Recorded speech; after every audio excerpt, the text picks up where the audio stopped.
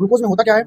Glucose में होता है कार्बन कार्बन बॉन्ड, और इसी कार्बन कार्बन बॉन्ड को जो है, और इस एनर्जी का जो मैक्सिमम पार्ट होता है वो हीट के फॉर्म में निकल जाता है।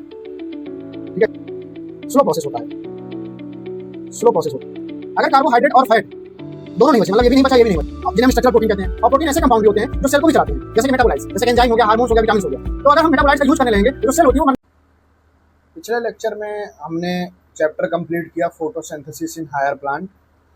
आज हम एक नया चैप्टर शुरू कर रहे हैं प्लांट फिजियोलॉजी का, रिस्पायरेशन इन प्लांट। ठीक है, चैप्टर का जो नाम है वो रिस्पायरेशन इन प्लांट तो है, लेकिन जो मैं आपको रिस्पायरेशन पढ़ाऊंगा वो रिस्पायरेशन में आपको पूरा मोनेरा से लेके एनिमिलिया तक पांचों किंगडम का जो है वो रिस्पायरेशन पढ़ाऊंगा, क्योंकि आप इस चैप्टर में पढ़ेंगे सेलुलर रिस्पायरेशन। ठीक है, और सेलुलर रिस्पायरेशन जो होता है वो जितने भी ऑर्गेनिज्म होते हैं वो सब परफॉर्म करते हैं, इसीलिए मैं पूरे लिविंग सिस्टम के रिस्पायरेशन जो होता है उसके बारे में आपको पढ़ाऊंगा। ठीक है, तो चलिए शुरू करते हैं। Respiration in plant.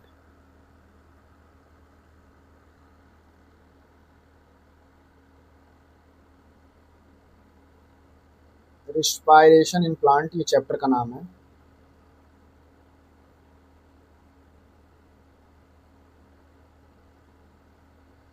जो रिस्पायरेशन होता है इसका जो मेन एम होता है ये एनर्जी प्रोडक्शन का मेन एम होता है।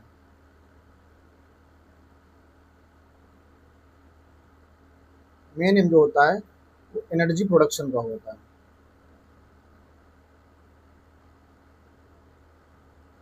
ठीक है, इसमें रिस्पायरेशन जो हम पढ़ेंगे वो सेलुलर रिस्पायरेशन पढ़ेंगे, जो कि प्लांट और एनिमल दोनों में होता है। एनिमल्स दोनों में होता है।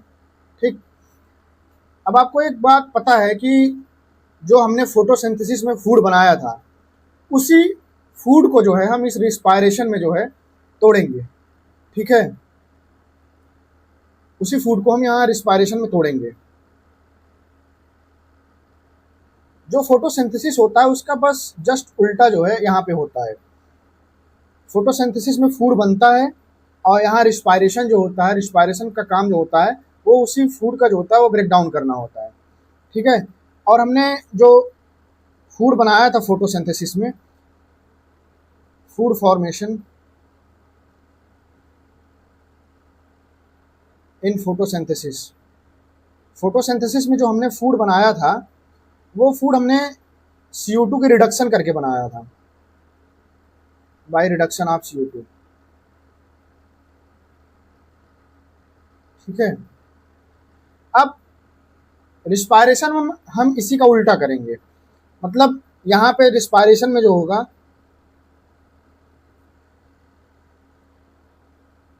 इन रिस्पायरेशन, वहाँ पे हमने रिडक्शन किया था CO2 का, यहाँ हम ऑक्सीडेशन करेंगे फूड का।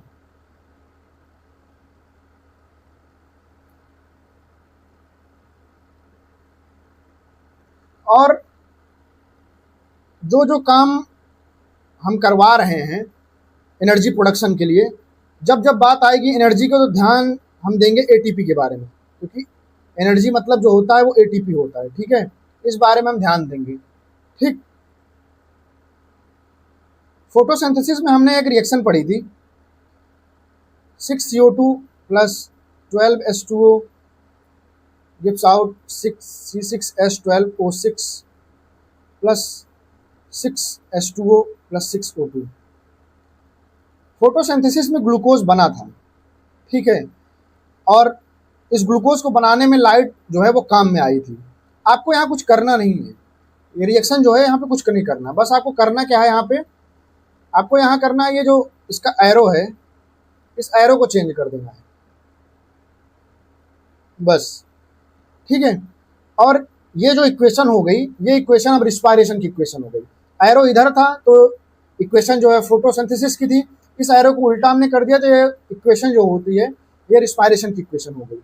वहाँ तो हमने लाइट एनर्जी जो है यूज की थी, और यहाँ पे जो एनर्जी है बस इसको निकाल दो।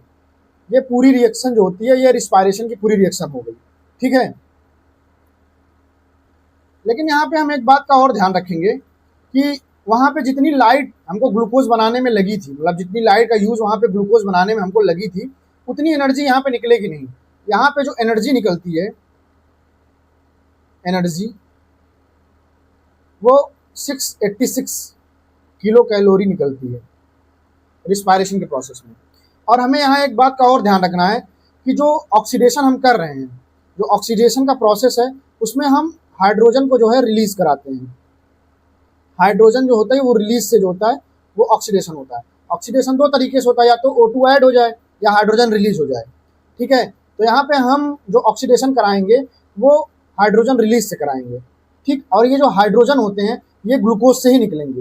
ये जो आपने रिएक्शन देखा है, अगर हम ऑक्सीजन जोड़ते जाएंगे तो ये ऑक्सीजन O7, O8, O9 होगी। ठीक है, लेकिन हम उस टेक्निक से जो है हाँ इसका जो है ऑक्सीडेशन नहीं करेंगे, हम यहाँ ऑक्सीडेशन करेंगे हाइड्रोजन को निकाल के, और ये जो हाइड्रोजन निकलेगा ये हाइड्रोजन इसी ग्लूकोज में से निकलेगा। ठीक है, अब हम आगे चलते हैं। मान लेते हैं ये एक प्लांट है, ये एक प्लांट है, इसकी ये रूट हो गई, ये लीव्स हैं। ठीक, इसको लाइट दी जाती प्लांट को, ये CO2 भी लेता है, और इसकी लीव्स में जो होता है वो क्लोरोफिल भी होता है, क्लोरोफिल भी होता है। और ये इसकी रूट जो है वाटर भी एब्जॉर्ब करती है।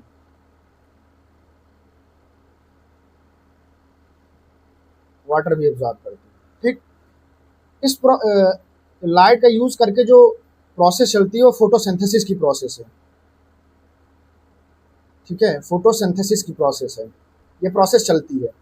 और बनता क्या है, यहाँ बनता है ग्लूकोज, ग्लूकोज बनता है। ग्लूकोज में होता क्या है, ग्लूकोज में होता है कार्बन कार्बन बॉन्ड, और इसी कार्बन कार्बन बॉन्ड को जो है रिस्पायरेशन के प्रोसेस में हम ब्रेक करते हैं। ठीक है, इसको जब हम ब्रेक करेंगे तो एनर्जी निकलेगी। इस एनर्जी को जो है हम कन्वर्ट कर लेंगे ATP में, और इस एनर्जी का जो मैक्सिमम पार्ट होता है वो हीट के फॉर्म में निकल जाता है। ठीक है, तो आपको ये बात याद रखना है कि जो ग्लूकोज है, ग्लूकोज, इस ग्लूकोज में जो एनर्जी प्रेजेंट है उसका मैक्सिमम पार्ट जो है वो हीट के फॉर्म में रिलीज हो जाता है। और ये वही हीट है जो हमारे इंटरनल जो टेम्परेचर होता है, बॉडी टेम्परेचर, जिसको मेंटेन करके रखती है, जो 37 डिग्री सेल्सियस बना रहता है। यही हीट है जो कार्बन कार्बन बॉन्ड के ब्रेक होने से एनर्जी निकली है। इस एनर्जी का जो मैक्सिमम पार्ट होता है हीट के फॉर्म में निकलता है, और ये हीट जो होती है वो हमारे कांस्टेंट इंटरनल टेम्परेचर को मेंटेन किए रहती है। ठीक है, तो रिस्पायरेशन से जो निकलती है हीट वही बॉडी टेम्परेचर को मेंटेन करती है, इस बात को आप याद रखेंगे। ठीक है, और उसके आगे चलते हैं। रिस्पायरेशन जो होता है वो स्लो प्रोसेस होता है, स्लो प्रोसेस होता है। ठीक, और स्टेप वाइज प्रोसेस होता है, स्टेप वाइज प्रोसेस। मतलब रिस्पायरेशन में ये, इसका मतलब ये नहीं कि मतलब ये हाइड्रोजन जो हम ऑक्सीडेशन करा रहे हैं वो एक स्टेप में हो जा रहा है, ये एक मल्टी स्टेप प्रोसेस होता है जिसमें हाइड्रोजन निकल रहा है। जैसे मान लीजिए आपके पास एक सपोज करते हैं कि एक हमारे पास, मतलब हमारे शरीर में सेल है 1 लाख सेल। ठीक है, उन सब में माइटोकॉन्ड्रिया भी होंगे, 1 लाख सेल है तो 1 लाख माइटोकॉन्ड्रिया भी होंगे। ठीक, अगर सारे के सारे माइटोकॉन्ड्रिया अगर बल्क में हीट बनाएं तो क्या होगा, अगर हीट बनाएंगे तो अगर आपकी सेल 1 लाख सेल अगर हीट एक साथ बना देगी तो आप तो वेपराइज हो जाएंगे। लेकिन अगर आप अभी भी स्टेबल हैं, मतलब अभी आप जिंदा हैं, स्टेबल हैं, इसका मतलब जो रिस्पायरेशन होता है वो स्लो, धीरे धीरे चल रहा है, और जो हाइड्रोजन रिलीज हो रहा है वो भी धीरे धीरे, मतलब स्टेप वाइज प्रोसेस में हाइड्रोजन जो होता है रिलीज हो जाता है। अगर सारे हाइड्रोजन, जितने भी हाइड्रोजन रिलीज हो रहे हैं, अगर वो एक साथ निकल जाएंगे तो मैक्सिमम जो एनर्जी होती है वो हीट के फॉर्म में निकल जाएगी। ठीक है, और इसके आगे चलते हैं। जैसे कि रिस्पायरेशन का काम क्या होता है, रिस्पायरेशन का काम सिर्फ ये नहीं होता कि ATP बनाना है, इसका एक काम, इसका और भी जो है बहुत सारे काम हैं। इसमें से एक काम ये भी है कि एटीपी बनाना, दूसरा काम है हीट निकालना। ठीक, ये दोनों काम रिस्पायरेशन के ही होते हैं। ठीक है, और जो ये हीट होती है ये केमिकल रिएक्शन में काम नहीं आती। जैसे जो ये सिर्फ काम क्या आता है, एटीपी ही केमिकल रिएक्शन में काम आता है। ये जो हीट निकल रही है ये केमिकल रिएक्शन में काम नहीं आती है। मतलब जो मेटाबॉलिज्म होता है उसमें हीट जो होती है वो यूज नहीं होती है। ठीक है, तो मेटाबॉलिज्म के लिए चाहिए क्या, मेटाबॉलिज्म के लिए चाहिए हमको एटीपी। ठीक, और जो एटीपी वाली एनर्जी है इसी का यूज हम मेटाबॉलिज्म में करते हैं। ठीक, तो जो सेल होती है उसमें सेल के लिए जो एनर्जी होती है उसको हम एटीपी फॉर्म में बनाते हैं। ठीक, जो सेल को चाहिए होती है एनर्जी उसको हम एटीपी फॉर्म में बनाते हैं, और खर्च भी जो है एटीपी फॉर्म में ही करते हैं। मतलब हमने एटीपी बनाया भी यहाँ पे, और जब इसको खर्च करना होता है तो खर्च भी जो है वो एटीपी फॉर्म में ही करते हैं। तो इसीलिए अगर जैसे कि मान लीजिए हम रुपया बना रहे हैं, उसी रुपया का यूज भी कर रहे हैं, तो रुपया जो है करेंसी की तरह हमारे देश में काम करता है। उसी तरीके से हम एटीपी सेल के लिए बनाते भी हैं और खर्च भी हम एटीपी को ही करते हैं। इसीलिए हम एटीपी को जो है energy currency of the cell कहते हैं। Energy currency of the cell, ATP को हम ये भी कहते हैं। ठीक है, और एक बात, जो सेल होता है ये हमेशा ग्लूकोज तोड़े ये जरूरी नहीं है। जैसे कोई भी ऑर्गेनिक एसिड हुआ जिसमें कार्बन कार्बन बॉन्ड है तो सेल उसको भी तोड़ सकती है। ठीक है, अब जरूरी तो है नहीं कि जो ग्लूकोज है उसी को तोड़ा जाए। जो ऑर्गेनिक एसिड होता है जिसमें कार्बन कार्बन होते हैं, कंपाउंड बॉन्ड होते हैं, उसको भी तोड़ा जा सकता है। अब ये कार्बन कार्बन बॉन्ड वाले कंपाउंड कौन से हैं, तो इसको भी देखते हैं। ये हो गया पहला जो कार्बन कार्बन, एक होता है कार्बोहाइड्रेट। ठीक, इसमें कार्बन कार्बन बॉन्ड होता है। दूसरा हो गया फैट, तीसरा हो गया प्रोटीन, और चौथा हो गया ऑर्गेनिक एसिड।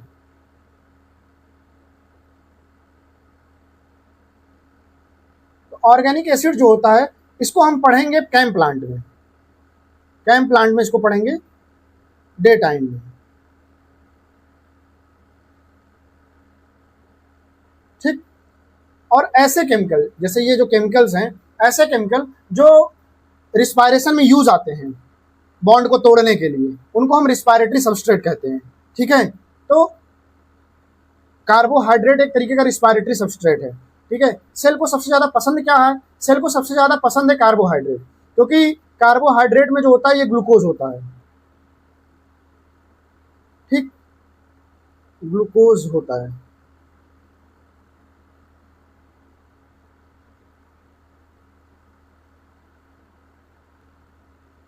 ग्लूकोज होता है।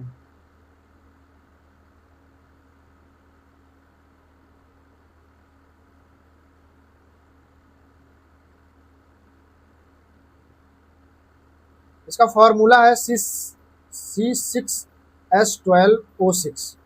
ठीक है, तो इस ग्लूकोज में जो है जितने कार्बन है उतने ही ऑक्सीजन है। ठीक है, जिस ऑर्गेनिक कंपाउंड में ऑक्सीजन जितनी ज़्यादा होती है, मतलब ये जो ऑर्गेनिक कंपाउंड है जिसमें ऑक्सीजन की मात्रा जितनी ज़्यादा होगी, ठीक, उसको ऑक्सीडाइज करने के लिए ऑक्सीजन उतना ही कम फॉर्म में हमको ज़रूरत पड़ती है।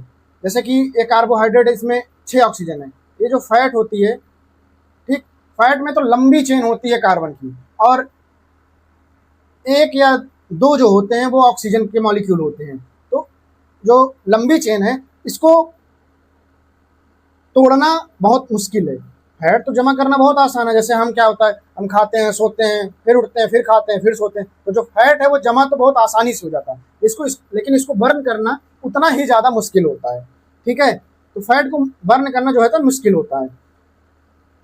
और ये जो प्रोटीन होता है, जब सेल के पास ये भी खत्म हो जाए, कार्बोहाइड्रेट भी खत्म हो जाए, फैट भी खत्म हो जाए, तब सेल जो होती है वो प्रोटीन का यूज़ करती है। ठीक, और ये जो कार्बोहाइड्रेट हैं, कार्बोहाइड्रेट और ये फैट, ये दोनों जो होते हैं ये स्टोर्ड फॉर्म ऑफ फूड है, स्टोर्ड फॉर्म फूड है। मतलब इसका मतलब होता है कि ज़्यादातर प्लांट या लिविंग ऑर्गेनिज्म में कार्बोहाइड्रेट जो होता है या फैट जो होता है ये फूड के फॉर्म में स्टोर होता है। ठीक है, जब कोई ऑर्गेनिज्म जो होता है वो स्टोर्ड फॉर्म ऑफ फूड को जो है यूज करता है तो हम इसको बोलेंगे फ्लोटिंग रिस्पिरेशन। फ्लोटिंग रिस्पिरेशन, ठीक है, जब स्टोर्ड फॉर्म ऑफ फूड को कोई भी ऑर्गेनिज्म यूज करेगा तो इसको बोलेंगे फ्लोटिंग रिस्पिरेशन। अगर कार्बोहाइड्रेट और फैट दोनों नहीं बचे, मतलब ये भी नहीं बचा ये भी नहीं बचा, तो सेल जो है अपनी प्रोटीन का जो है यूज करना शुरू कर जाएगी। और प्रोटीन ऐसे कंपाउंड होते हैं जो सेल के स्ट्रक्चर को भी बनाते हैं, जिन्हें हम स्ट्रक्चरल प्रोटीन कहते हैं। और प्रोटीन ऐसे कंपाउंड भी होते हैं जो सेल को भी चलाते हैं, जैसे कि मेटाबोलाइट्स, जैसे कि एंजाइम हो गया, हार्मोन्स हो गया, विटामिन हो गया। तो अगर हम मेटाबोलाइट्स का यूज करने लगेंगे तो जो सेल होती है वो मरने लग जाएगी। ठीक, और जब सेल अपनी प्रोटीन यूज करने लग जाए तो उसे हम बोलते हैं प्रोटोप्लाज्मिक। प्रोटीन का जब यूज होने लगे इसको बोलते हैं हम प्रोटोप्लाज्मिक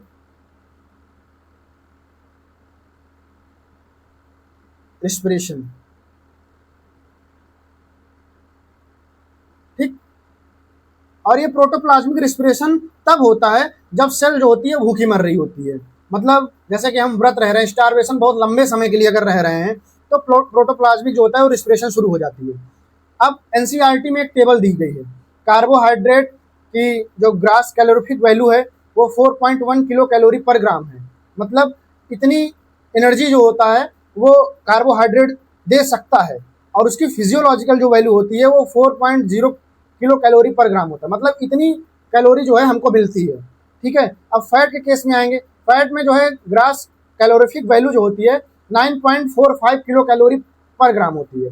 ठीक, मतलब इतनी कैलोरी ये हमको दे सकता है, लेकिन हमको मिलती कितनी है, हम ले कितनी पाते हैं, 9 किलो कैलोरी पर ग्राम। ठीक है, मतलब इसका मतलब यह है कि 1 ग्राम जो फैट होता है वो 1 ग्राम कार्बोहाइड्रेट से दुगनी एनर्जी देता है हमें। ठीक है, तो आप पूछेंगे कि फिर प्रोटीन में क्या है। प्रोटीन की जो ग्रास कैलोरीफिक वैल्यू है वो 5.65 किलो कैलोरी पर ग्राम है। ठीक है, जितनी हमको दे सकता है, लेकिन हम ले कितने पाते हैं, 4.0 किलो कैलोरी पर ग्राम। अब आप पूछेंगे कि जैसे ये दिया गया है टेबल में, इसी तरीके से पहले कार्बोहाइड्रेट का हो, फिर प्रोटीन का हो, फिर फैट का हो, लेकिन अगर प्रोटीन का पहले यूज होना शुरू हो जाएगा तो हम फैट का जो है वो ऑक्सीडेशन कैसे करेंगे। इसीलिए हम कार्बोहाइड्रेट के बाद सबसे पहले फैट का ऑक्सीडेशन करते हैं, उसके बाद प्रोटीन का होता है, अगर हम लंबे समय तक स्टारवेशन करते हैं तब। ठीक है, तो ये इंट्रोडक्शन वाला पार्ट जो है ये कंप्लीट होता है। ये आप इंट्रोडक्शन जितना पार्ट है इतने पार्ट को आप एनसीईआरटी से पढ़ सकते हैं। इसके आगे जो है हम नेक्स्ट लेक्चर में जो है वो पढ़ेंगे। तब तक के लिए थैंक यू।